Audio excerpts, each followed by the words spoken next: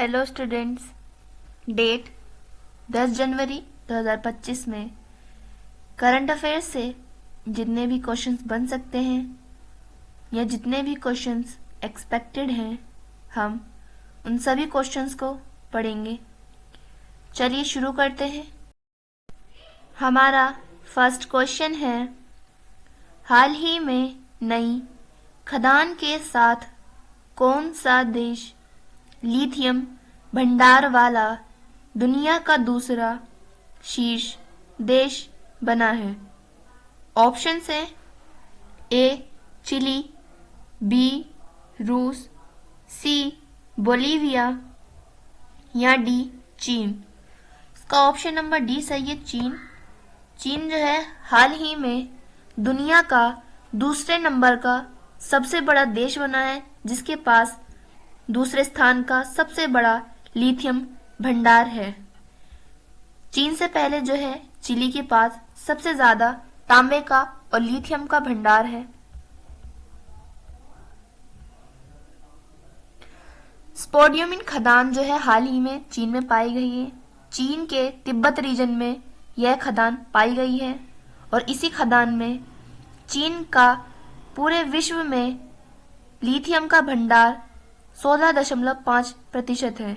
यानी कि पूरे विश्व में लिथियम 100% लिथियम का 16.5% लिथियम जो है वह केवल चीन के ही पास है और हाल ही में चीन की स्पोडियमिन खदान में यह लिथियम का भंडार पाया गया और चीन इस भंडार के साथ पूरी दुनिया में विश्व में दूसरा स्थान प्राप्त किया है।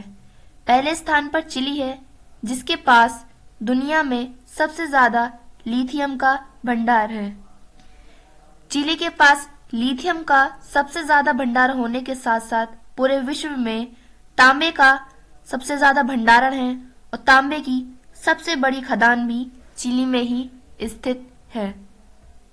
नेक्स्ट क्वेश्चन है, हाल ही में भारत और तालिबान के बीच पहली शीर्ष स्तरीय वार्ता कहाँ हुई? ऑप्शंस हैं ए दुबई, बी काबुल, सी मुंबई या डी मॉस्को। इसका ऑप्शन नंबर ए सही है, दुबई। दुबई में जो है हाल ही में भारत और तालिबान के बीच पहली बार शीर्ष स्तरीय वार्ता हुई। भारत और तालिबान के बीच यह शीर्ष स्तरीय वार्ता तब हुई जब तालिबान और पाकिस्तान के बीच जंग के आसार पाए जा रहे हैं। इस वार्ता से भारत और तालिबान के बीच एक अच्छे रिश्ते होने का संकेत है।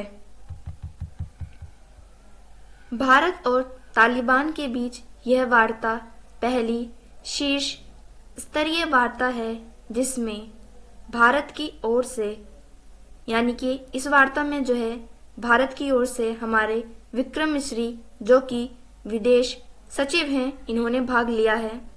इस वार्ता सेवा का उद्देश्य अफगानिस्तान में स्थिरता लाना है।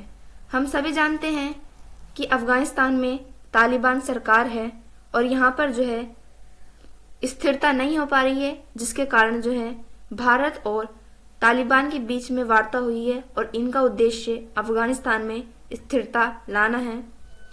अफगानिस्तान को जो है एशिया का हृदय भी कहा जाता है या हार्ट ऑफ एशिया कहा जाता है और अफगानिस्तान में ही एंट्री यानी कि प्रवेश करने के दो मुख्य दर्रे हैं जो कि बहुत ज्यादा फेमस हैं। पहला है खैबर दर्रा और दूसरा है बोलन दर्रा।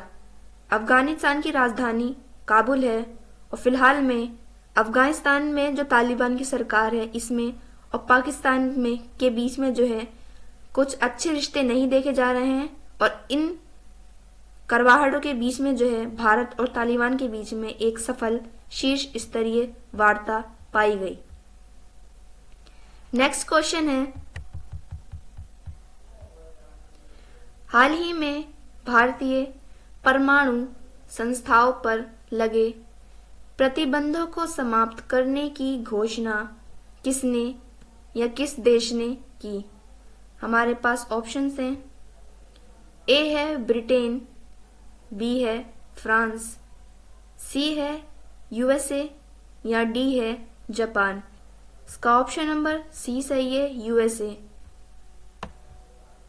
1998 और 1974 में जब हमारे भारत ने परमाणु प्रयोग किए थे यानी उनकी जांच की थी, तब जो है यूएसए ने भारत की परमाणु संस्थाओं पर सैंक्शंस लगाए थे यानी उन पर प्रतिबंध लगा दिया था और परमाणु जांच पर भी रोक लगा दी थी।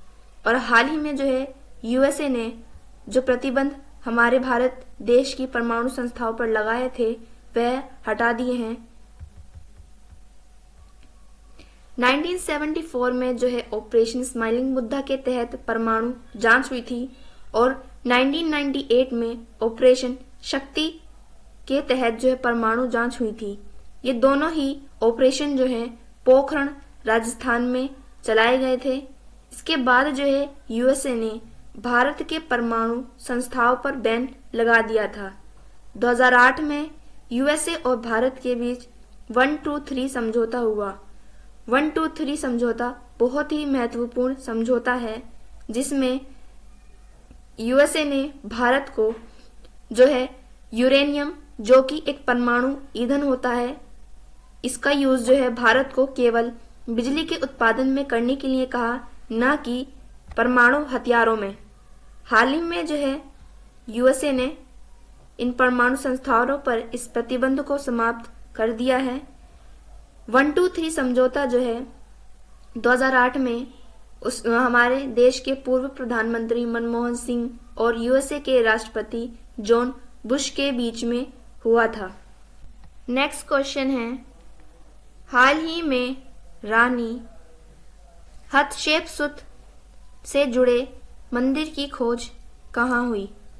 रानी हतशेपसुत मंदिर लगभग 1539 से 1292 ईसा पूर्व माने जा रहे हैं। यह मंदिर कहाँ पाए गए हैं? ऑप्शन है ए तुर्की, बी मिस्र, सी चीन या डी ब्राजील। इसका ऑप्शन नंबर बी सही है, मिस्र। मिस्र में जो है हाल ही में रानी हतशेपसुत के जुड़े हुए इनसे संबंधित मंदिर पाए गए हैं। रानी हतशेपसुत जो है यह एक रानी रह चुकी हैं मिस्र की, जिन्होंने जो कि एक महिला साम्राज्य चलाया था इन्होंने मिस्र पर, यानी एक महिला सम्राट रह चुकी हैं।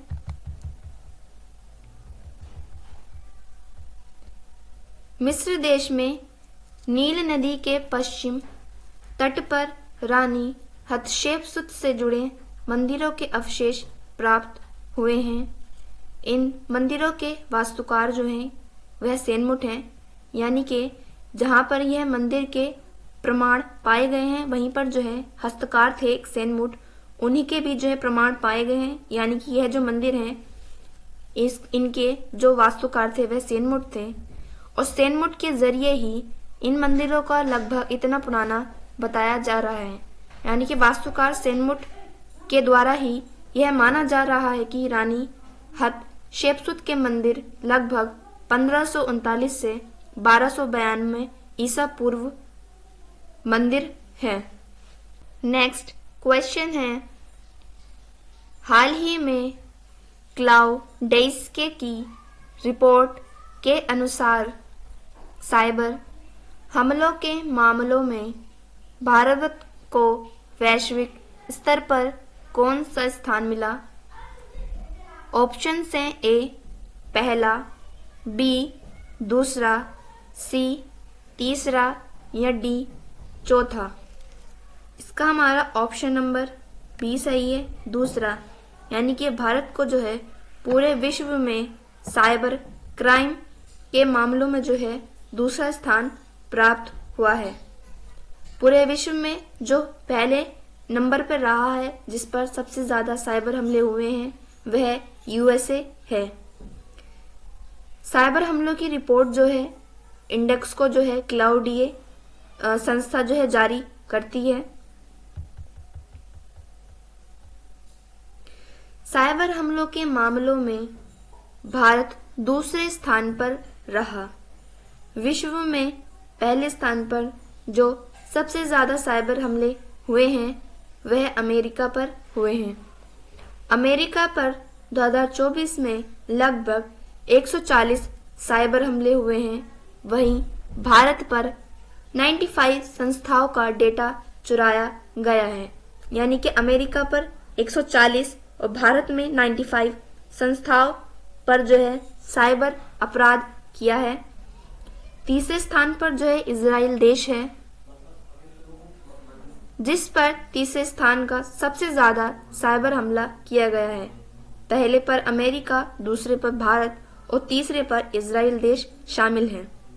इन हमलों में मालवेयर का इस्तेमाल किया गया है। मालवेयर एक दुर्भावना से तैयार किया गया सॉफ्टवेयर होता है, यानी कि आपको किसी भी साइबर हमले में करने के लिए जो है मालवेयर की ज़रूरत होती है और इन सभी साइबर हमलों में मालवेयर का इस्तेमाल किया गया है। नेक्स्ट क्वेश्चन है, हाल ही में 23वां और इस साल का पहला दिव्य कला मेला कहाँ प्रारंभ हुआ? ऑप्शंस हैं गुजरात, बी महाराष्ट्र, सी ओडिशा या डी नई दिल्ली। इसका हमारा ऑप्शन नंबर ए सही है, गुजरात। गुजरात में जो है हाल ही में 23वें नंबर का और साल 2025 का पहला दिव्य कला मेला प्रारंभ हुआ है। गुजरात में स्थित अकोटा स्टेडियम जो है इस बार का दिव्य कला मेला को होस्ट कर रहा है। दिव्य कला मेला 2025 में 23वें क्रम का साल का पहला मेला है। इस बार के मेले को गुजरात में स्थित अकोटा स्टेडियम होस्ट कर रहा है और इस बार के दिव्य कला मेले का जो थीम है वह वोकल फॉर लोकल या स्थानीय उत्पादों को बढ़ावा देना है। यह मेला 11 दिवसीय मेला है, यानी कि दिव्य कला मेला जो है यह 11 दिन तक मनाया या चलने वाला मेला है। इस मेले को सामाजिक न्याय और अधिकारिता मंत्रालय मेले को जो है आयोजित करा रहे हैं। सामाजिक न्याय और अधिकारिता मंत्रालय को इस मेले का आयोजित कराने का उद्देश्य यह है कि जितने भी विकलांग व्यक्ति हैं वह जो है इस मेले में पार्टिसिपेट कर कर जो उनके प्रोडक्ट्स हैं वह उनको सहारा दे सकें।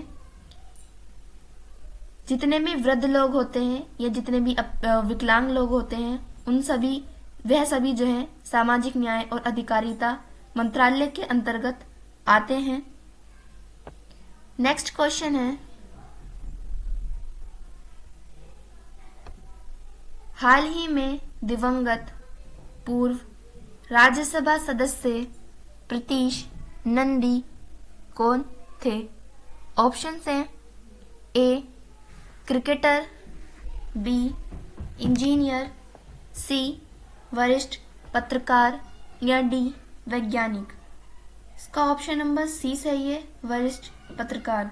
यानी कि प्रीतीश नंदी जो कि एक राज्यसभा सदस्य भी रह चुके हैं, वह एक वरिष्ठ पत्रकार भी रह चुके हैं और हाल ही में जो है प्रीतीश नंदी का निधन हो गया है।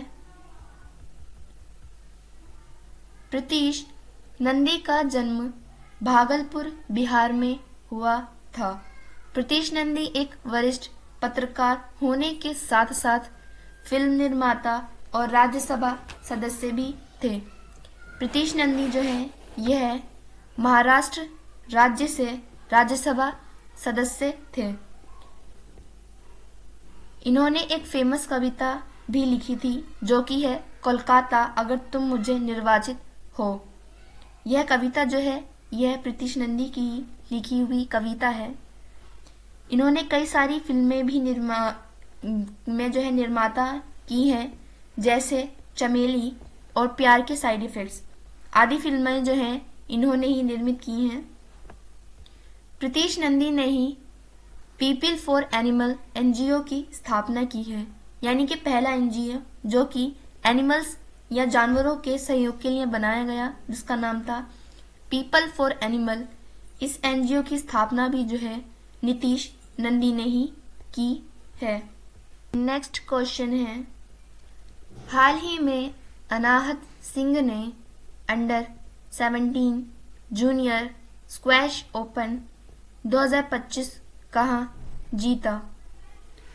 ऑप्शन है ए डेनमार्क, बी इटली, सी ब्रिटेन या डी ऑस्ट्रेलिया।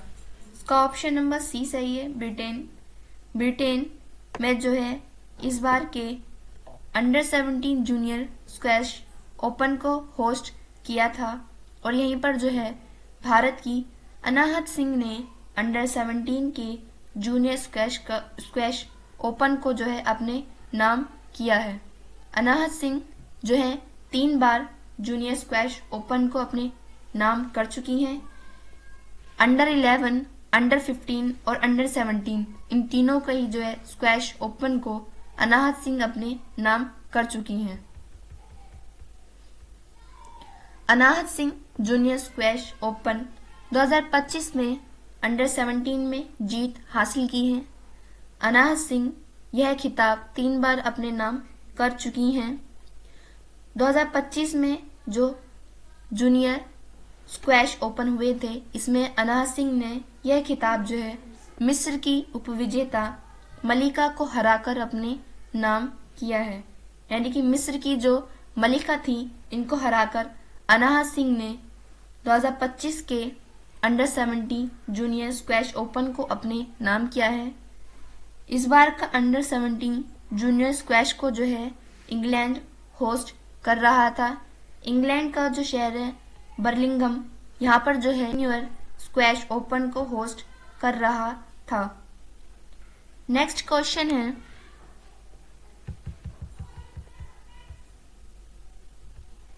हाल ही में ऑनलाइन वन्य जीव अपराध संबंधी एफआईआर दर्ज करने के लिए गरुडाक्षी पोर्टल किसने लॉन्च किया?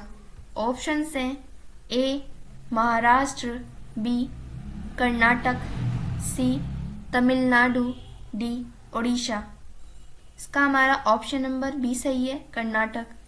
कर्नाटक सरकार ने जो है हाल ही में ऑनलाइन ही उन लोगों के खिलाफ एफआईआर दर्ज कराने के लिए पोर्टल लॉन्च किया है जो कि वन्य जीव अपराध करते हैं। अब आपको उन लोगों के खिलाफ एफआईआर दर्ज कराने के लिए कहीं जाने की जरूरत नहीं है, आप ऑनलाइन ही एफआईआर दर्ज करा सकते हैं और यह एफआईआर गरुडाक्षी पोर्टल पर जो है दर्ज की जाएगी। कर्नाटक सरकार ने गरुडाक्षी पोर्टल जो है पोर्टल में उन लोगों के खिलाफ एफआईआर दर्ज की जाएगी जो कि वन अतिक्रमण, अवैध कटाई और शिकार करते हैं। कर्नाटक सरकार ने वन अतिक्रमण, अवैध कटाई और शिकार पर रोकथाम करने के लिए ही गरुडाक्षी पोर्टल लॉन्च किया है। इस ऐप पर आप ऑनलाइन एफआईआर दर्ज करा सकते हैं। इसी के साथ जो है कर्नाटक सरकार ने सिप एयर ऐप भी लॉन्च किया है जो कि सिप्ला कंपनी द्वारा लॉन्च किया गया है। नेक्स्ट क्वेश्चन है, हाल ही में चर्चा में रही हाउ इंडिया स्केल्ड MTG20 पुस्तक का संबंध किससे है? ऑप्शन हैं ए अमिताभ कांत, बी सुमन बेरी, सी पीयूष गोयल या डी निर्मला सीतारमण। हमारा ऑप्शन नंबर ए सही है, अमिताभ कांत। अमिताभ कांत ने ही जो है हाउ इंडिया स्केल्ड MTG20 पुस्तक लिखी है। अमिताभ कांत द्वारा इस पुस्तक में यह बताया गया है कि भारत ने 2023 के G20 समिट को कैसे सफल बनाया। अमिताभ कांत जो हैं 2023 में प्रधानमंत्री मोदी के साथ शेरपा थे और इन्होंने पूरे G20 समिट को जो है भली भांति देखा और यहीं पर जो है इन्होंने इस पुस्तक में हाउ इंडिया स्केल्ड 20 में सारी बातों का उल्लेख किया है। 2023 में G20 समिट को भारत ने होस्ट किया था। प्रधानमंत्री मोदी के साथ इस टाइम शेरपा अमिताभ कांत थे। अमिताभ कांत ने पूरे G20 समिट को देखा और उन्होंने अपनी पुस्तक हाउस इंडिया स्केल्ड MTG20 में भारत ने G20 आयोजन को कैसे सफल बनाया इसका वर्णन किया है। अमिताभ कांत जो है ये नीति आयोग के CEO हैं और इन्होंने जो है एक अन्य पुस्तक भी लिखी जिसका नाम है मेक इन इंडिया। यह पुस्तक भी जो है बहुत ही फेमस पुस्तक है। स्टूडेंट्स, ये क्लास हम यही ख़त्म करते हैं। नेक्स्ट क्लास में हम करंट अफेयर से बनने वाले और भी क्वेश्चंस को पढ़ेंगे। Thank you. Thanks for watching.